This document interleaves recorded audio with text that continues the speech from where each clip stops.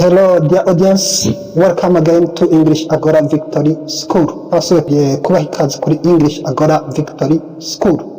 Ego, none uno munsi tugiye kwiga kuri jambo akurikira ajyanye n'ivyo kwambara. We are going to learn today about the verbs related to wearing. Uno munsi tugiye rero kwiga kuri aya majambo. Tudatevye ijambo rya mbere ni ubu turi mu cyongereza rusange nuko tudatevye rero turi ku ijambo rya mbere rivuga to packing kijanye no gusobeka ishati, gusobeka impuzu yari yose uwo mupira, ariko ni gusobeka tuvyumva nuko. Example: packing your shirt, ni kuvuga ngo sobeka iyo shati yawe, nivyo sobeka ishati yawe, packing your shirt. Hanyuma rero tuza kandi ku ijambo rigira kabiri ariryo to zip up, ni kuvuga gupfunga imashini.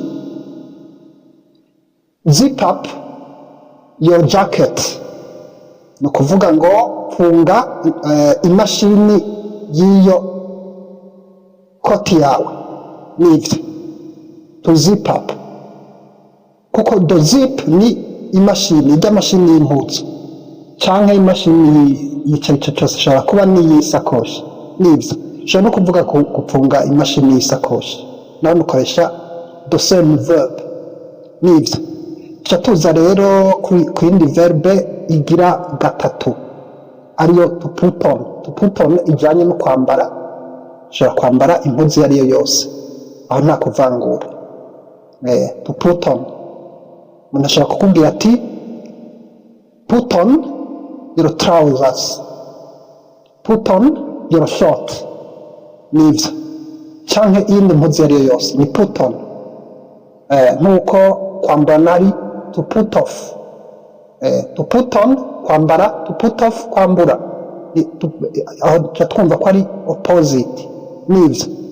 Hamara hacaza yindi verbe igira kane to roll up. To roll up ni kuzinga. Umuntu ashaka kukubwira ati zinga iyo shati, mucamona uburyo umuntu azinga ishati, ego, nivyo. Nk'akarorero, roll up your sleeves, gisigura ngo zinga iyo shati, ni kuvuga ucizinga ku maboko. Kuko sleeves dusanzwe tuzi ko ari les manches, ni kuvuga amakoro y'manche, ariko tuvuze roll up your sleeves ucabumva ko ari kuzinga, ukacuzinga ku maboko. Verbe igira kane rero ni verbe igira kane canke ijambo igira kane turiko turiga ni to roll up, ni kuvuga kuzinga. Aho dushobora kuvuga kuzinga, ushobora kuzinga ishati, ushobora kuzinga umupira. Let's roll up our sleeves, dushobora kuvuga ngo tuzinge, dushobora kuba twambaye amashati, dushobora kuba twambaye imipira, yego. Wumvise rero sleeves ariyo manche, ushobora kumva ku izosi, ushobora kumva na ku maboko, ariko kenshi twumva ko tujya kuzinga ku ruhande rwo ku maboko. Iyo wumvise the verb to roll up, nivyo. Tuza iverbe igira gatanu, ijambo rigira gatanu to sleep on.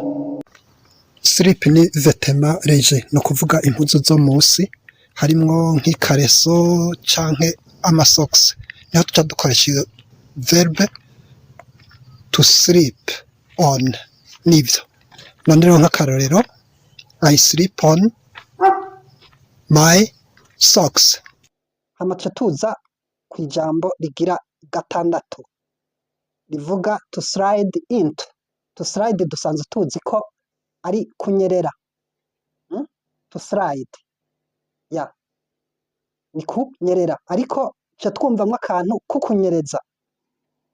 To slide into, kunyerera. Into ni down, urumva rero tuca tunyereza, nk'akarorero kunyereza ukuguru, ukunyerereza mu kirato, ni ukuvuga ukwinjiza mu kirato. harya uriko wambara ikirato nca mvuga nti I slide into my shoe, ni ukuvuga ndambaye ikirato, ndambaye kujya wambara ikirato, to slide into shoe canke shoes ya. Hanyuma ca tuza kundwi, seventh verb ni to pick out. I pick out a bag, ni ukuvuga ndacaguye intuze isakoshi. Ko kenshi ngira turabimenyereye iyo umuntu adakenye aba afise isakoshi nyinshi, cyane cyane abadamu nk'izi sakoshi batemberana, ni ukuvuga aracagura akavuga ati uno munsi niyihe sakoshi ijanye n'impuzu nambaye. Ngira hariho ababiturusha ariko duhora tuvyumva, nuko niho rero ushobora kuvuga uti I pick out a bag, ni ukuvuga caguye isakoshi kanaka, okay, kumbura ijanye n'impuzu nambaye. Ushobora kuvuga rero kubwira umuntu ati pick out a bag, ni ukuvuga uracagura uravye impuzu wambaye, ko bazi ngo kujanisha nivyo. Murakoze. Hama tuca tuza ku munani, to check out. To check out, I check out my outfit. My outfit ni ukuvuga harya wiraba ukiraba ko uberewe, ukihindukiza ukaraba ko nyene washajije. Hariho abantu bazi kwiraba bakihindukiza, murabizi, ego, kiraba neza. Hariho n'abaca bavanga nyene bakaraba bagatambuka, les dames, ariko tuvuze ngo les dames n'abagabo n'abahungu ivyo biraba ntibivangura, ego, umuntu akaraba ko yambaye neza. Harya wiraba ukaraba ko ikirato, ugahindukira n'inyuma ukiraba niki ukabona uti uno munsi naberewe. Ni harya rero bavuga niyo the verb to check out. I check out my outfit, kubera turazi to fit ni gukwira, outfit ca mwumva harimwo n'ako kantu ka fit. Harya ushobora kuvuga ngo n'ijambo hariho na the verb to fit. Harya ushobora kuvuga nk'ikirato ukavuga uti it fits me well.